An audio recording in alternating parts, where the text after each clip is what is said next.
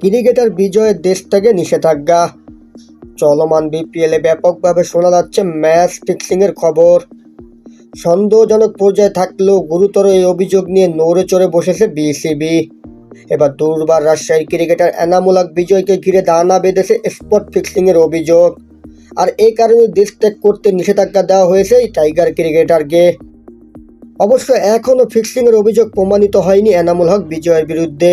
তবে বিশেষ সন্দেহের তালিকায় থাকায় তাকে সামরিকভাবে দেশ ত্যাগ করতে না দেওয়ার বিষয়টি ইমিগ্রেশনকে জানানো হয়েছে।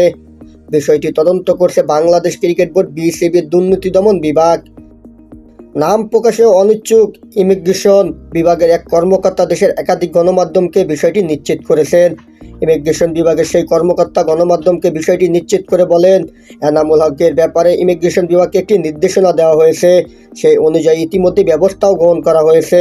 তবে বিষয়টি আপৎকালীন সময়ের জন্য বলেও জানান সেই কর্মকর্তা।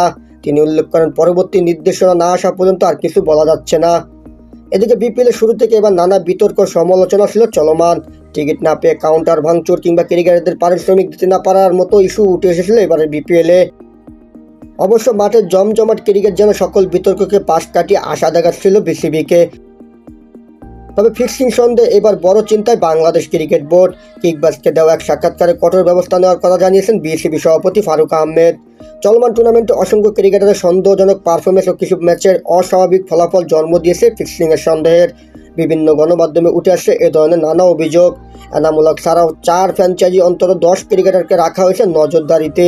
এছাড়া আরও অসংখ্য ক্রিকেটার আছে সন্দেহের তালিকায়। এবারের টুর্নামেন্টে প্রথমে দুর্বার রাজশাহীর অধিনায়ক ছিলেন এনামুল হক বিজয়। অবশ্য তখন ধারাবাহিক ব্যর্থতায় ভুগছিল দলটি।